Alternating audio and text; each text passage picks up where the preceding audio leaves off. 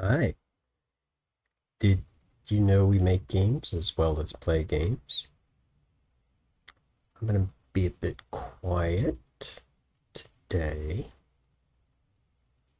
but early today, I'm going to do the game design stream and talk about our game Shuffle Wars. We've done interesting work on this avatar to do more than a few fun things, and that's cool. But we want to get a little more serious about it. And in the process, relate it more to games. I mean, this is an avatar done in the game engine, and there's nothing wrong with that. But we could do better.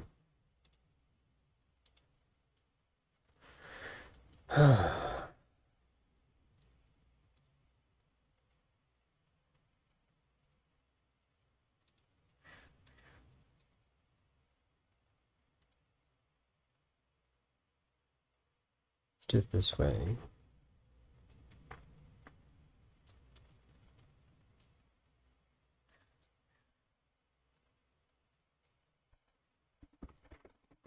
The game engine we use is Unity. The programming language we use is called C Sharp. Can't be a coding instructional stream. It can't be a level design instructional stream, blah, blah, blah. But we can, do what I would be doing anyway, which is making this game that I'm making as a hobby and streaming while I'm doing it. That's not hard. It's a cheeky name right now called Shuffle Wars. What's a better name? I don't know. I'm been thinking about this a lot lately. Shuffle literally came out of the idea that, like, hey, we have a mechanic or a system to like literally shuffle cards, as in a form of random shuffling. And this turned into, like, why don't we make a game? Like, literally, we had a function that the pattern roughly follows this. I mean, this is where it started because we had a discussion about random in games. It turned into, why don't we make a game based on one of those mechanics? Partly I'm excusing why it's so silly, because we don't take ourselves too seriously. And partly I'm explaining how the process can start from simple things and not to understate it, but it can be that. It can be a intuition that leads you to the next thing and on. So at the risk of understating it, it can be done that simple. The risk is that it sounds like improvisational, off the cuff decisions. Actually, that is not design. The reason why I feel confident about the process and why I said, let's just go, is because I'm familiar and comfortable and practiced in the best practices of design, which effectively is the opposite of improv, the opposite of just going with it and hoping it works. The opposite, because you test. Every decision we've made in this game, there's some decisions we haven't made. We're still working on. Every decision we've made has been the result of taking a pretty good guess at how that's going to work, how that might look to the user, what they might want, and then trying it out and seeing what happens when we do it that way and how it could be better. Making things better is one of the simplest and purest ways to describe what design is, whether you're talking about game design, interior design, product design, it's all the same. They have clearly their own disciplines, and I could not do interior design as well as an interior designer could. But then again, an interior designer could not make games. The process, however, is exactly the same. You have a good guess? Cool. Test that guess. And if that starts to sound like the scientific method and science, good. Because another good way to describe what design is a product. In other words, a multiplying result of art and science. Take a really good guess, go with it, use your gut, go crazy, and then test it. Actually, yeah, that is a lot of what design is. In our case, we decided to take that shuffle mechanic and make a 2-player game with cards. 2 players sit across the table and they're going to go to battle. This player has laid down their cards. These cards are here going to march toward me, and I'm going to pick some cards and march toward them. I'm going to lay them down on the table just like they did. These cards have 5 stats, and I guess I need to stop and say this game does not look like anything yet. This game does not sound like anything yet. What have we done? Well, we've done the rules of the game. In game design, that's the whole thing. And in terms of programming, it is the rules that make up the systems that run the game. It's what the programmers actually need to do their job. And our hope, and what we've seen so far with this game, is rules done, we make it in the engine, and we can move on to art. We can move on to sound. In fact, we are very close to that. I say that because slightly. I say that because we are really at the last major feature in the game. The rest of this, although it looks like junk, actually means stuff and is running rules of the game. This, for example, is a little menu that says, given a choice, if any of these cards wants to attack another card, what should it do? It's related to the stats on these cards. It says, the stats on the card says P, D, S, H, and L, meaning power, defense, speed, health. Health literally is the number of hit points any card has. Speed is what order in which the cards are on the table. Which order determines who goes first. A higher speed means you're going to go first. This is a speed card. It's definitely going to go first. Defense and power work together. When one card attacks another, its power against the defender's defense means how much health will be reduced on the defender. It's actually that straightforward. There's no randomness in the attacks at all.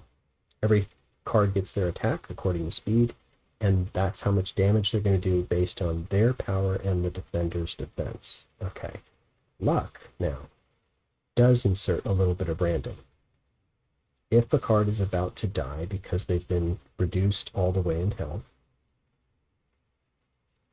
it's compared the attacker versus the defender's luck. If the defender has more luck, they have an opportunity then. It's a rare chance. It's actually the difference in luck. That out of 10. That's a rare chance to turn it all around and get what's called a luck win. So the defender can actually win when they're about to die if they have more luck. This is a luck card. It has a 10 in the luck column. So power card has 10 in the power column. Speed card has 10 in the speed column. If you notice, every single card has a 10 somewhere. The other stats are shuffled as well, rather evenly distributed, actually. It's one of the details as we've gone through and made the game to make it balanced in terms of what cards you get, but not entirely balanced, just you still have the luck of the draw. But getting good cards, getting bad cards was such a concern that we actually shuffled a fairly regular distribution of the other numbers. Here's 9, 7, 5, 3. Here's 8, 6, 4, 2. Some details in there and how we distributed these other numbers. But every card has a 10, and that correlates to the border color. So you can see this is a defense card, this is a power card. As I move these cards forward, they engage in battle, they turn over, and if they're all turned over, it just goes. And so this round is done, and the matches between two players is the best 2 out of 3 rounds. First round, 3 cards on each side. Second round, 4 cards on each side. This hand kept 2. These are the 2 that I had from last round. And 5 more cards were dealt. Every round you get 5 new cards. So you do need to look them over. Well, I kind of wish I got better cards, but the point is, we are nearing a place where this functionality is complete. That's the core functionality of the gameplay. We added some extra details like the formation can be set by you, and this relates to how the formation of the cards across the table from you. This really is a little more like actual combat, 2 forces meeting in battle. These cards will meet first. These cards will meet second according to this formation. And I can adjust that. Leaving this card till last might give me an advantage. There's emergent gameplay designed into this core combat system because of that formation and other factors. So I'm trying to get a best 2 out of 3. The opponent was already up by 1 round. That was a luck win. This was a luck card, and you could see a green border around it. They were about to die on an attack from my card, and they turned it around. So it's a bit rare, but it does happen. Oh, there's a ton of luck cards. You might see more of them. It's a comparative luck between attacker and defender, though, so it might just even out. There's one. So while you do see some crude effects and camera shake, no, the art is not done. There's representative stuff, frankly, to implement the systems that run camera shake and run the effect. But updating the animation is definitely the next step. So we have tied. We're at 2 rounds each, and this is now overtime. It only goes to 3 rounds, so this is the last one. This core gameplay is that simple. There's nothing more to it.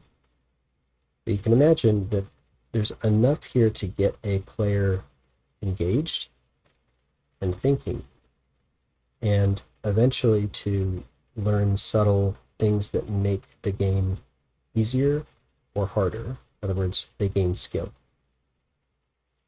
I'm roughly throwing in these cards right now, but there is some emergent gameplay that would mean that this formation meeting that formation really is a tactical thing.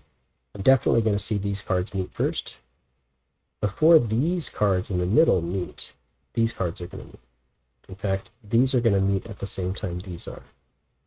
This means that there's a timing aspect where the cards that are turned over are in some of my control. I don't know what the other cards are, but I know what I laid down and I know what the formation is. There's some control in this. similar to how a general sends their troops into battle. That's what we're going for here, as silly as the names are and such.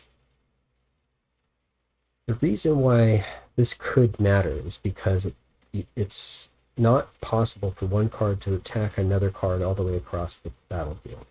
They can attack the one in their lane, and they can attack a neighbor. And if any lane is sort of empty, it will collapse. Then these formations really matter. Again, there's emergent gameplay that doesn't present itself as obvious until you play. Players will experience this as well. And it took a little while for us to see those opportunities in the emergent gameplay, but we're taking advantage of them. Okay, so again, I'm trying to get 2 out of 3 rounds. So you can see the silly names of the cards. These are meant to be creatures and or forces. Fantasy, overpowered forces in battle. Okay, so the opponent won. And here's some stats that we've been displaying. Again, we've made some functionality in our game. It doesn't look like much, but this is literally a lot of functionality already done. This relates to the stats that are being added to this account. There's some more functionality. Every player can have their own account, keeping track of their own stats. What level they are, how much experience, etc. If I return, go back to the main menu, and I could keep track of like what I've been doing with this account. Yeah? To go just a little bit further, we realize this, even though it went into overtime, took about 10 minutes. And a player could be like, oh, that's nice, and be done in 10 minutes, maybe play it a few more times and be done in half an hour. And our goal at that point was to say, well, what else could we do to present something that the player's interested in, that they want to continue to play, that they can be engaged in, they learn from, they have fun with.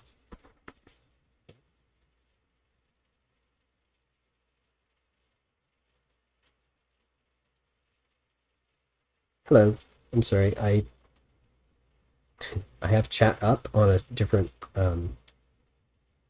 device, and so I don't respond to chat as well, as quickly, precisely because of that. I have some tools that are in progress right now to help me respond to chat quicker. But welcome. I realize you're confused. Am I talking to someone? I am presenting stuff on stream and recording the videos and posting the videos. We're talking about some game development. We're making a game, designing a game from scratch, and having some fun doing it. Thank you for stopping by. I appreciate it. Sorry I didn't respond sooner. Welcome. I'm briefly describing a summary of where we are, because we spent about 6 months on this game. I took a little break, and we're coming back to it pretty much now. This short stream is going to just describe the game that we've made, called Shuffle Wars. Again, thanks for stopping by. Follow if you'd like to see more of an ape making a game. We also play Valorant, but I've been doing that all week. Thought I'd get back to this. Okay. I was just saying, this quick play represents one match, takes about 10 minutes. How do we get the player to play longer? Well, one of those is the idea that you can get a player interested in their own identity, give them an icon with their own colors, and they can get interested in that, yeah? They get their stats, their level. At the end of the match, they're told their progress, and that's interesting. There was something about this alone which we needed to do other things I'm about to talk about. But it turns out this alone seems to provide some incentive to continue to play. This over and over pattern doesn't have enough compelling on its own to get players interested. So we began to think of brainstorming, guessing, as I said at the beginning of this, improv, trying to figure out what ways might get players interested to play longer. And one idea was to provide some means to play a series of matches that mean something together. In fact, each match might mean something if we attach some sort of story to it.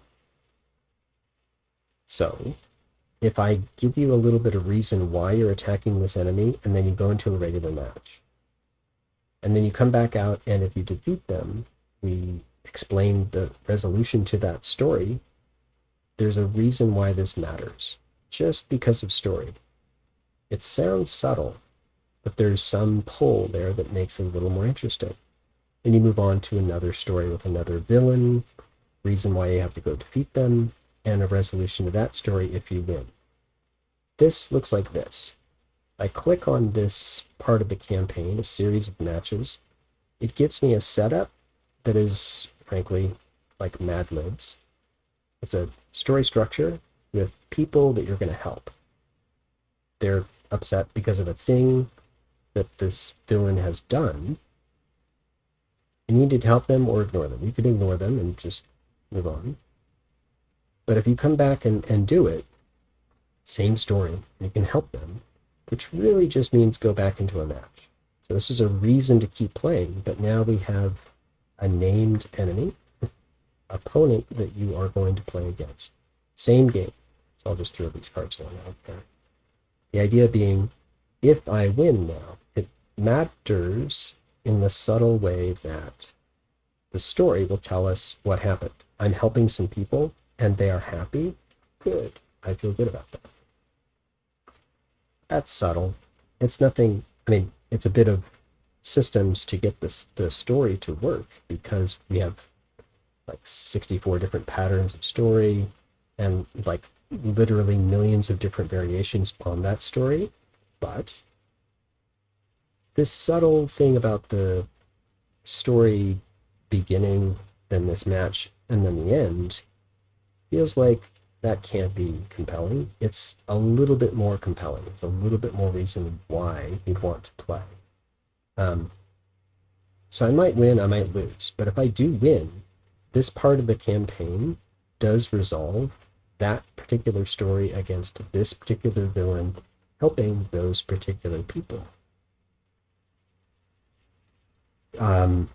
In the future, we might actually represent those people, the villain, etc., as images, etc. But for now, it's fine to just name them and move on. Again, we're just developing the systems.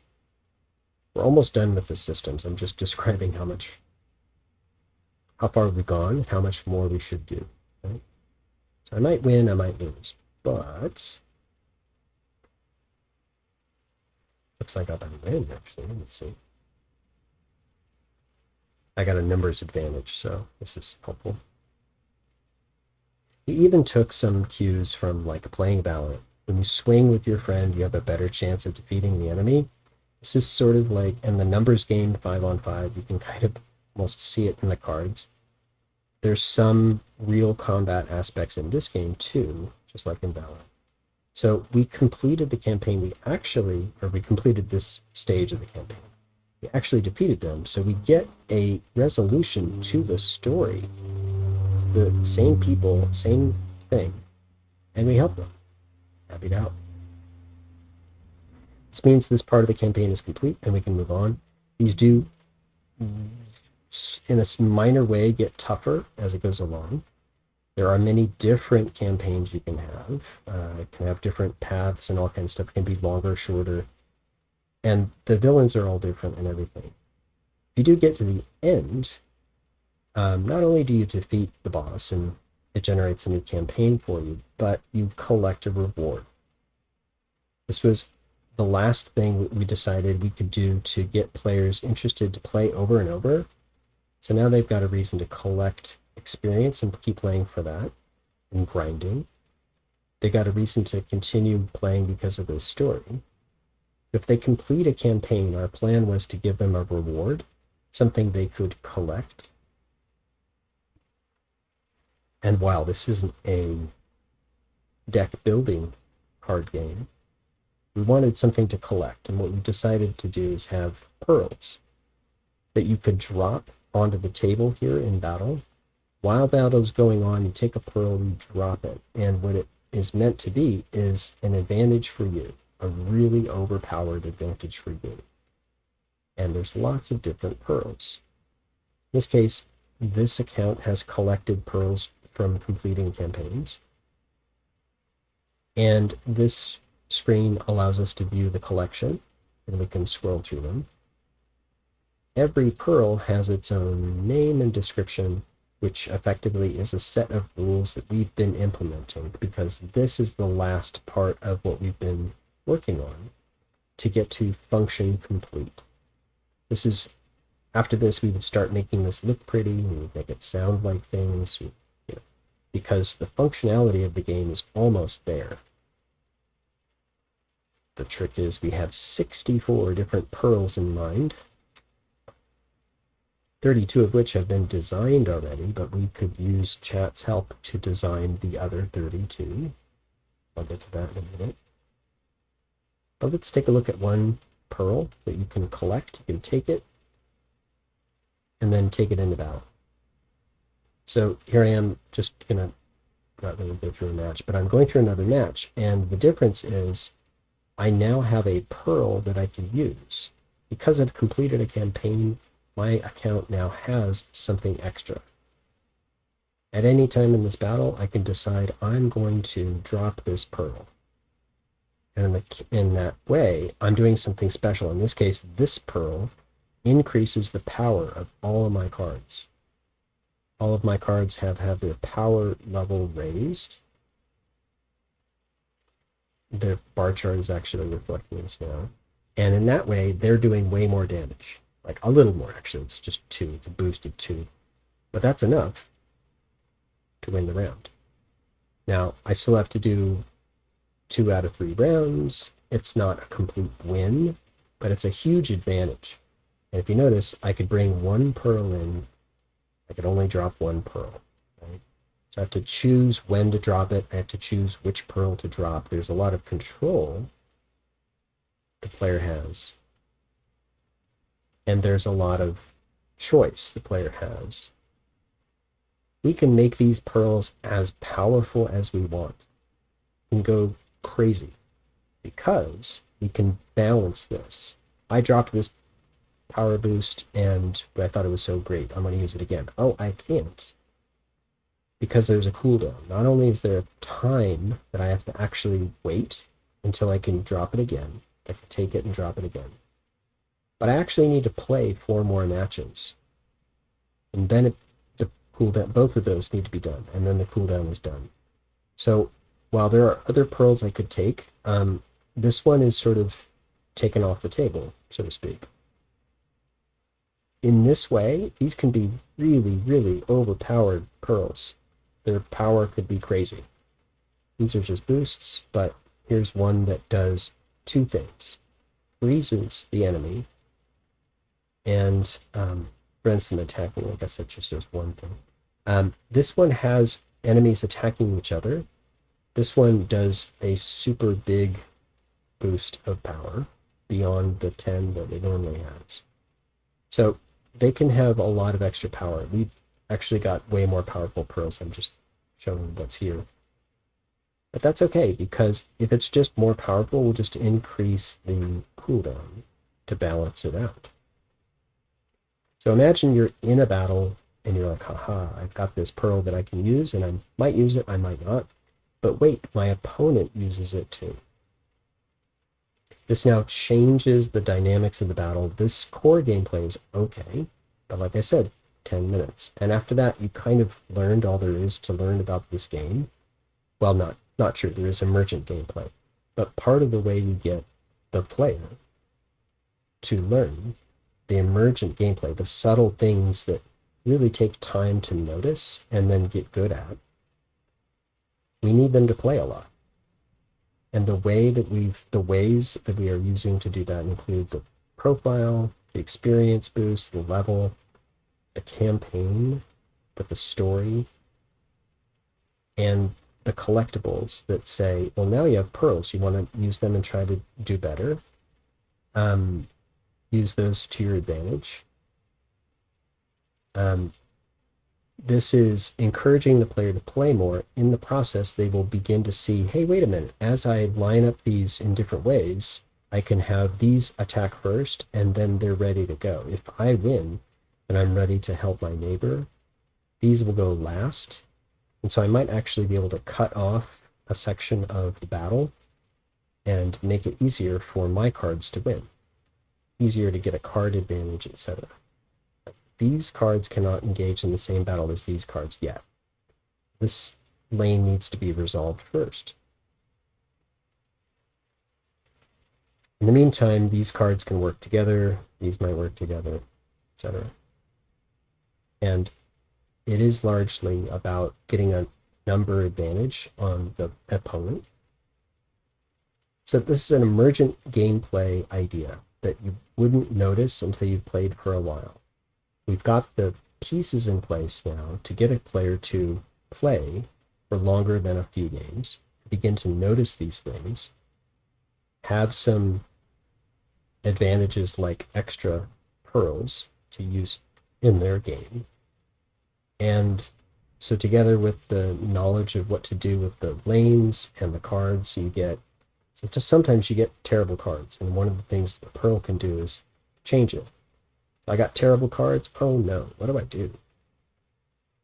Well, if I had brought in, say, a health boost, I wouldn't mind that the health is terrible on this card, and I would use it anyway.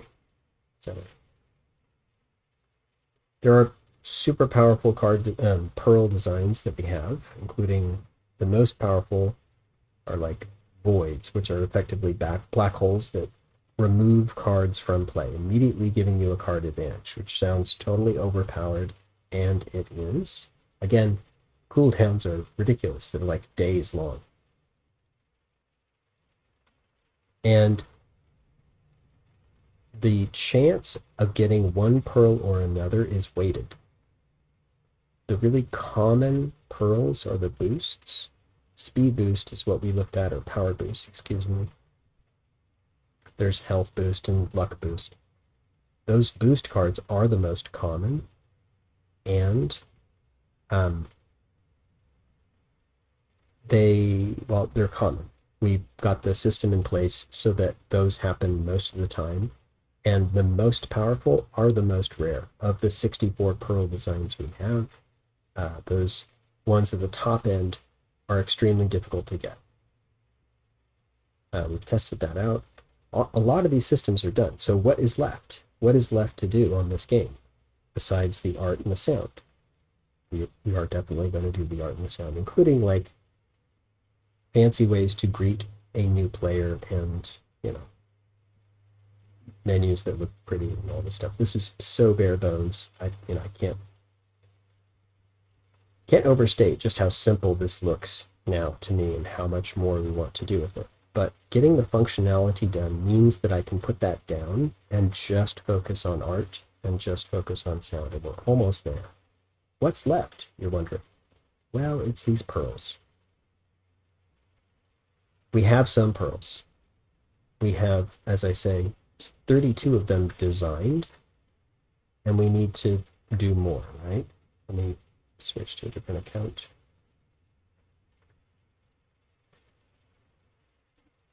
Different account has different pearls. I'm just sort of doing that to describe. So this is one of the accounts I'm using to test pearls, but you can see like we've got lots, and you can actually have way more than this. But as we sort of get the look of the pearl and the name and the description, it's then up to us to code the rules. And that's what we've been doing. We've got about, I forget exactly how many.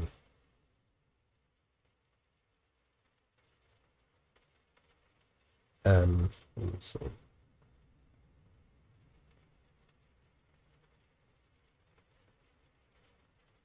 Well, 21, 22 of these pearls done, and we are moving on. A lot of the early pearls had common rules that we use over and over, so this is actually going faster, and that said, I just took a break. But we've got about 10 more to do, and then we're going to kind of run out of pearl designs that we have, and we need more. Each one has its own code to do to implement the rules of that Perl. It interfaces with the other rules already in place to run battle. That's about it. So this is where we are. We're right here. After this, we need new Perl designs. This is just describing the look of the Perl, frankly, and the description and the name. There's other code that actually does the Perl effect. But this is where we are. I will leave this stream as a quick summary of where we are. We are making a game called Shuffle Wars. It's done in the Unity game engine. We're using C#. And most of our functionality is complete. What we have left to do after we get the last of these Perls done is art and sound. You notice this game is absolutely silent right now. And it's got some modest graphics. I mean, the Perl's actually the most developed thing. But it was actually a system we needed to do, so it made sense.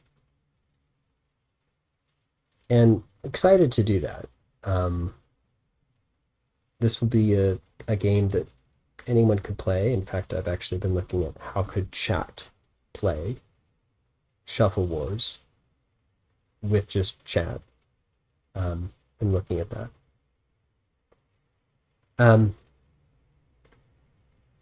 And so we'll get back into it. We'll do more work on this. And on Fridays, our plan is to do game design or best practices of game design, meaning we talk about how to approach making a game.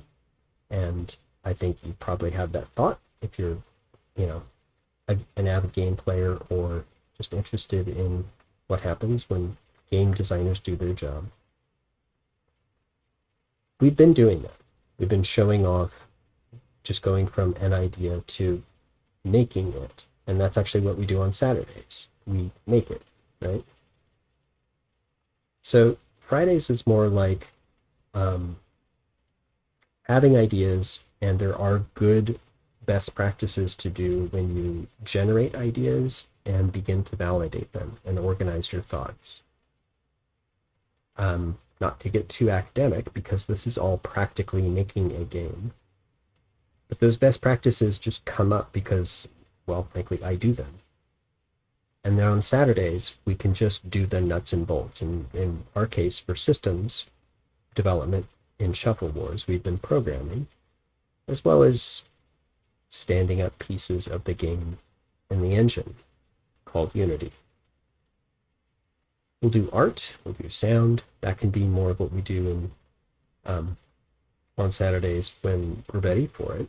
But design is still there. Design is still part of it. In fact, design was part of it when we were coming up with story for the campaign. Design has been part of it when we made a tool on our Discord to have people in chat make their own Perl designs and submit them so that we can put them in the game. Like, I'm inviting anyone to help design Perls. We got 32 more to do. We'll take as many as you want to throw in there. Hopefully. All right. Well, I had a dream that if somebody came in and followed, I could test something on this avatar.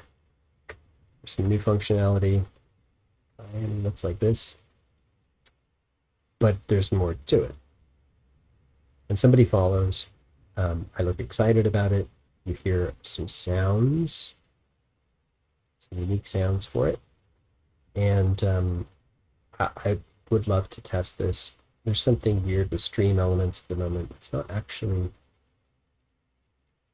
putting a message in chat when somebody follows, which it used to do. I don't know what's going on. But that's what I need for this avatar to do its job and for the sound to do its job. And so I'll continue to test, but I need people to follow in order to do that on stream. I need them to do it on stream. One day that'll happen. That's my test I need to do. So, like I said, I've been playing Valorant for like too much, and it's time to get back to this. It's a good getting back into it sort of summary. Shuffle Wars. Been doing it for about 6 months. I do this as just a hobby, so it's not a full-time thing. And we already have ideas for new games that we'll do next because of this chat functionality, the ability for chat to, for example, type in a command and suddenly I've got a tie. Yes. This functionality alone means that Twitch can be a multiplayer platform. We can make multiplayer games that run on one machine. And I don't need a server because Twitch is my server. We can make tons of games with this, and there's more to talk about there. But for now, I just wanted a short stream to get back into the design that we do on Fridays. I am happy to welcome anyone in here. We've got a Discord, we've got a YouTube. This summary video kind of tells you what we're doing with Shuffle Wars, so I invite you to come back and enjoy what we're doing in the jungle.